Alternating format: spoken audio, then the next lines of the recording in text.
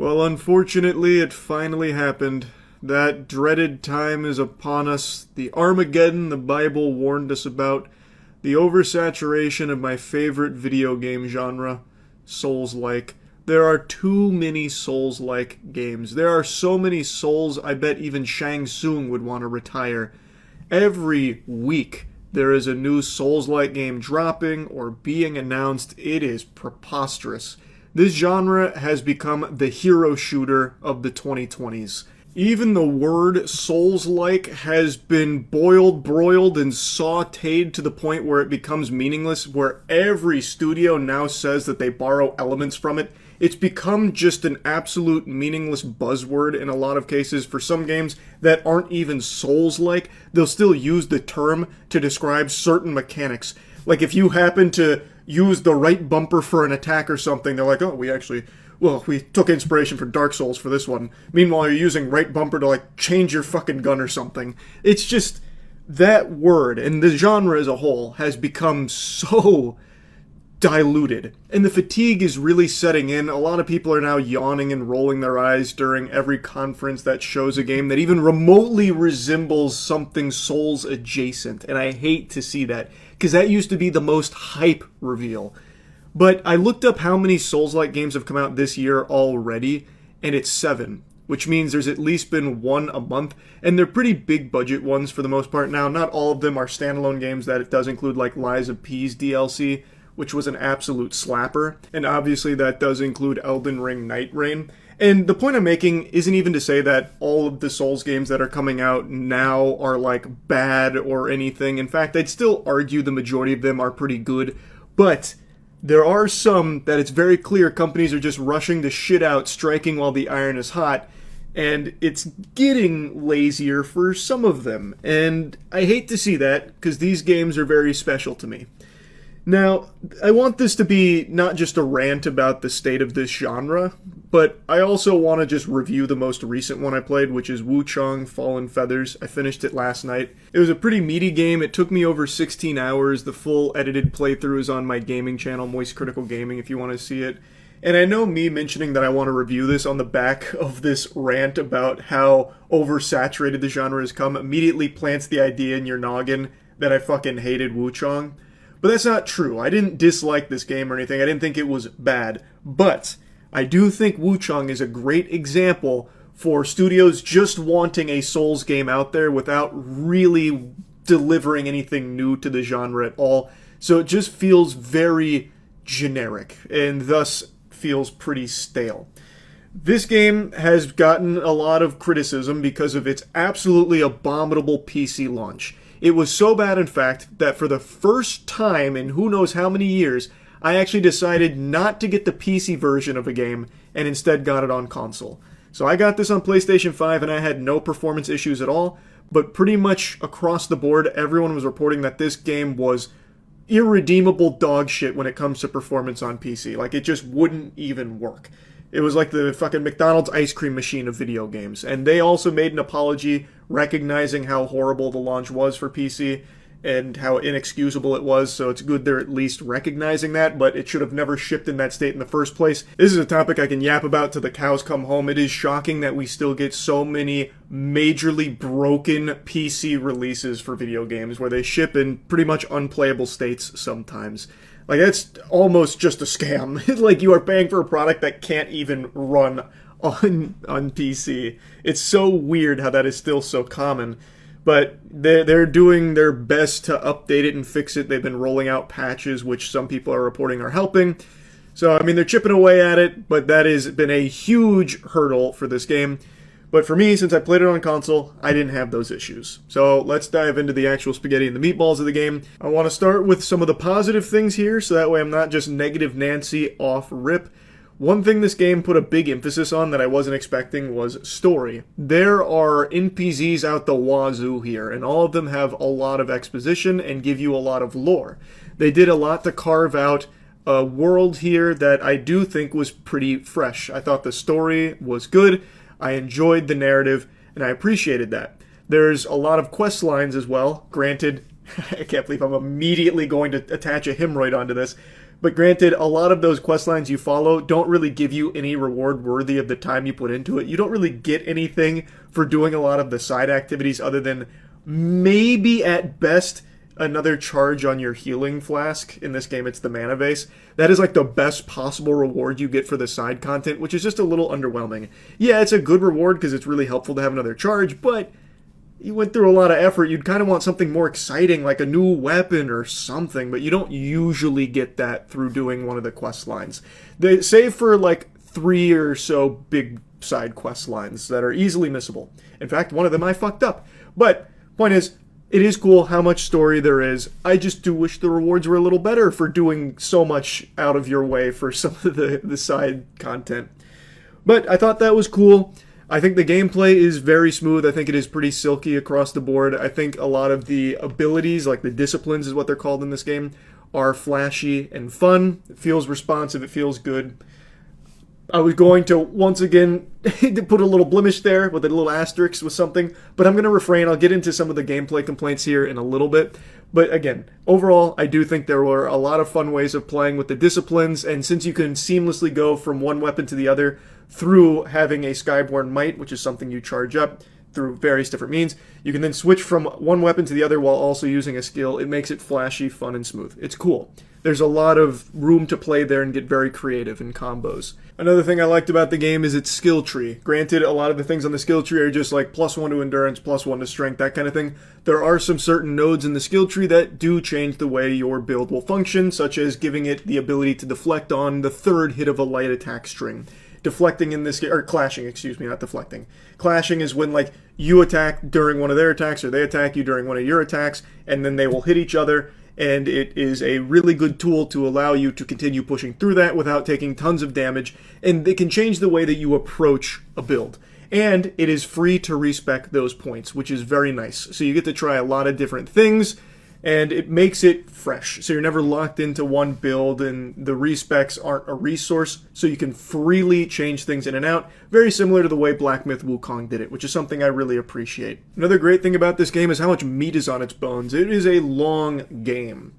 Like, it took me a pretty girthy chunk of time here to get through it, and I missed a boss, unfortunately. I usually like to do 100% bosses when I play a Souls game.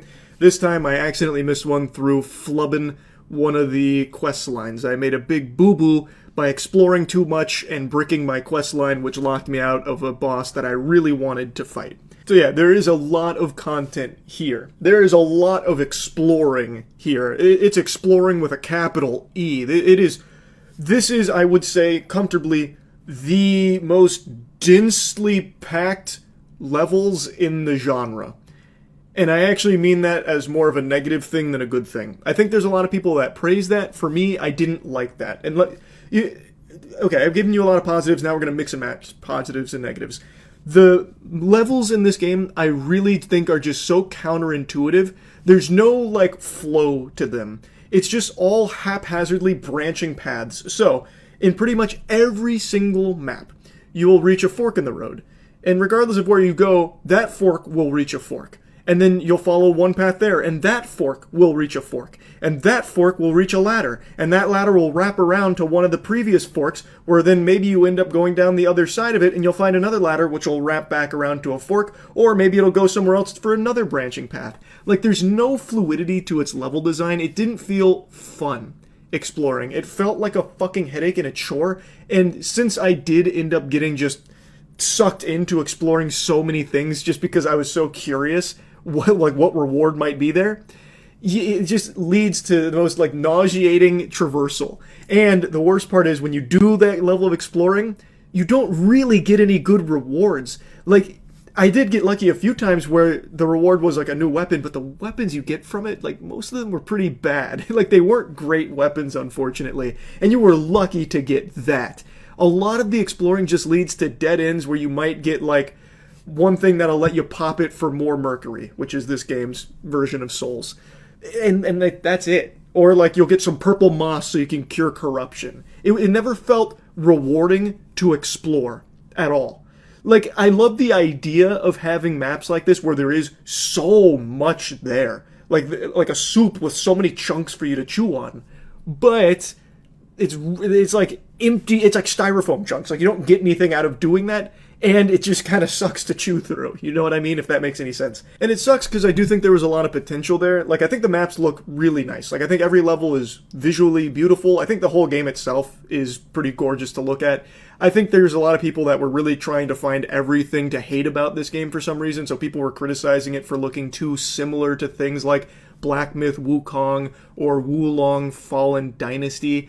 And I can get that argument kind of, but it doesn't bother me. Like, I still think they did a good job of carving their own identity in the visuals department, especially when it came to, like, their bosses and even some of the enemy designs. So that didn't bother me. It's just, I hated the way the maps were laid out. And another thing they did with each map here, like all of the levels, is the way they would make it, like, difficult is they would just add tons and tons of, like, random traps and statuses out the wazoo. So there'd be, like, corruption fart fumes that you'd have to, like, wander through, and you'd need to put on armor that's really resistant to corruption so you don't get corrupted on the way through and then need to pop the purple moss. Or there'd be, like, blight containers where if you hit them too hard, or if you, like, run through them or dash through them, it'll shoot blight balls at you, which half your health temporarily. Like, just so many statuses that make it annoying to get through as opposed to, like, hard or fun. Like, it's not hard to do that, it's just tedious. And something that also made it even more tedious was this game's baffling decision to have such a shortage of shrines. Shrines being the bonfires of this game. The shrines are placed really, really far apart. And there are shortcuts. Like, there's no, like, you know, sacrifice of shortcuts. There are quite a handful of them, but they don't make it that much faster. So another big problem people talk about in this game is the runbacks. Like, if you die to a boss, most of the time it's going to be a long run to get back to that boss. So you better pray that you get it first try, because you are not going to like the run back if you keep dying. They were not very generous with the shrines. And again, that doesn't do anything to make the game harder. It just makes it more tedious. That's like a very arbitrary way of making the game appear more challenging or punishing than it is. That's just annoying. And that was a bit of a headache. And overall, I would say this game is more on the easier side in the genre, which by no means is a bad thing. I think that's totally fine. It's just their way of making things harder was just by making them more annoying as opposed to, like, better mechanics or making them, you know, more challenging mechanics. It just made them slower and tedious ones. Now, I want to talk about the combat again, because like I said, it is fun. I do like the combat mechanics here. But there is nothing new in it. It's like exactly what you're used to in the genre. It doesn't try to do anything super different. Now, I don't think it's a requirement to do that or anything if you're making a game in the genre. Like, there's nothing wrong with just doing what all the other games are that came before you, but doing it really well. You don't need to put your own quirky, unique spin on it. You don't have to reinvent the fucking wheel. That's not what I'm saying. But this game is so content to just be, you know, serviceable. It doesn't go above being, like, good. It doesn't try and be great or anything. It's just good enough. It's what you expect, and it delivers what you expect. And I guess at this point, with how many fucking Souls games I've played, I'd just appreciate if it did try and go beyond that and be great and, you know, want to do something more special. Now, the game has a few weapon types. It has long sword, dual blades, one-handed sword, spear, and axe. And there's not a ton of weapons in this game for each of those categories, which didn't really bother me because I ended up mainly just using Lashing Whip. The versatility in this game doesn't even really come from its weapons so much. It mainly comes from, like, the discipline skills plus whatever skill, whatever weapon you choose comes with. That's mainly where it comes from. So for me, the Lashing Whip made my attacks have longer range, and I have, like, the dance where it hits a lot and it's long range. It felt really strong. So I didn't mind any of that. There's also spells in this game. There's a big emphasis on spells, actually. You get a lot of them. And I can't really opine on that because I don't do any spell casting in Souls games. It's just not how I like to play them. It's not my cup of tea. So I don't really have a lot of say in how the spells feel in this game. I used a lot of them just to see it because they were very flashy and cool, and I have no doubt you can make a really fun, strong build with them. It's just not typically how I like to approach games in this genre. So, don't have a lot to say there, but they did seem very cool with a lot of potential. Overall, I felt the combat was fun. albeit very by the numbers, like what you expect without going above and beyond by any means, but it was still good, and I had fun with it. But this is by far my biggest complaint in this entire game. They made a decision when it comes to the combat that I think really fucking sucks, and it's how they handle knockdown. Every boss and tons of enemies have multiple moves and ways of knocking you down. Which, in Souls games, is always, like, tough, because once you get knocked down, it throws off your rhythm, and you can get punished. Like, it is always rough. But in other games in this genre, you have ways of combating that. Like, there are some iframes, like, when you roll out of it, or there are perks where you can do, like, a quick roll out of a knockdown. In this game, there is none of that. If you get knocked down, you will pretty much die in, like, every case, unless you're really tanky, or if the boss or enemy decides not to keep attacking. When you get knocked down, there is no quick get up. If you are spamming roll to get up, you are still going to get up at a pretty slow pace, and regardless of where you like roll in what direction, you will still get hit. There are no iframes on it, and it'll typically lead to a knockdown chain. So you'll get knocked down once and you'll try and like roll out of it real quick so you can get back on your feet and fight. But what'll happen is the boss is still going in like a string, or maybe it starts a new string and it'll knock you down again, and then you're going to eat another attack when you try and get up. Rinse and repeat till you die, and usually it's like 3 or 4 hits for that. Or if you don't get knocked down again, you'll just eat a huge hit when you get up and you get punished. You can't really avoid damage once you get knocked down. And if you try and like wait it out, like where you lay on the ground instead of try and like roll out of it and you try and slow get up, obviously you're going to eat a fucking wallop there too. Because you're not like invincible when you're getting up or anything like that. So if you try and like wait out a chain or something, you'll just eat attacks while you're still fucking snoring down there, you know, still sleeping.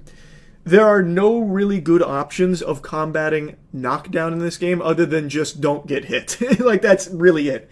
So when you're fighting a boss, you could be doing it perfectly, but if you get knocked down once, that's basically curtains.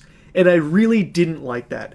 That doesn't feel punishing per se, like it is, like that is punishing, but in a way that doesn't feel fair. Because it's not like other games in the genre do it like that. Usually if you get knocked down, you do have ways of saving that and like not losing your run for it.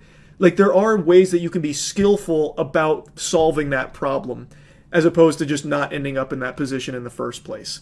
And I don't like that approach of like, well, it just shouldn't have got knocked down. You should have known you'd die the second you got knocked down because now you're out of options. That's checkmate.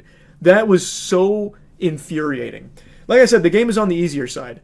But the way they try and make it harder is through things like that. And I think that sucks. Something a lot of other people complained about, and I did too for a little while, but it grew on me, is how much the bosses move. So in this game, I think the bosses are really cool and very flashy, and I think they look really nice, and some of them have very fun attacks and like very good patterns to learn that make it really feel super cool.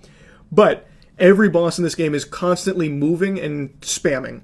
There are a lot of bosses that will just spam combos or spam spells endlessly while also spamming iframes. So they're moving around the arena, they're jumping around you, they're teleporting away constantly. So it makes it very hard for you to get a big punish in. It makes it hard for you to get like a charged heavy on like a back shot or anything like that. And a lot of people were noting that that was frustrating. And for me it was too sometimes, but it's one of those things where towards the end of the game I kind of figured out how to fight back against like the constant iframe spam and dodging and moving around. So it didn't bother me that much towards the end, but in the beginning, yeah, it was kind of annoying. But I don't think that's the biggest deal in the world. Though I will agree with the take that because the bosses are always moving, it does nullify some builds. Like it does make them just not viable, such as some things that you might want to try with the axe, because it is kind of slow, and you can still make it work if you're like really tight with it, but because they are always moving, you might not get your whole string off, or you might not get to activate everything you want to with your skills in order to get your build going and cooking and doing damage on the boss, because they are moving so much. So you need to be able to strike faster. You need to be able to do something to catch up to them to start attacking. So I understand why some people and their builds find it to be like really, really annoying. Anyway, overall, I think Wuchang is a solid game. I thought it was good. I enjoyed it. I had fun playing it. Though it is a very average, middle-of-the-road Souls game. It doesn't try and do anything big or new or innovative or special. It is content just being serviceable.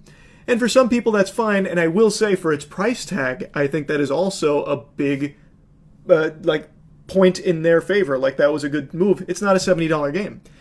That's a really good decision. So for the $50 price tag, you do get a lot of content and you get a fine Souls game.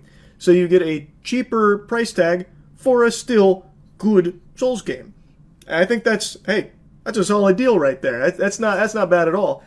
But if you get it on PC, you might not be able to play it at all, apparently, which I think is a huge problem. Games should not be able to be shipped in that state and sold. But I've yapped about that a lot. I won't go down that path again. I played it on console, so I didn't have those issues. Anyway, though, overall, like I said, Wuchang is good, but it's not great. It's not amazing or anything. It's fine. It is a good Souls game for a very decent price that I think was a good decision from them.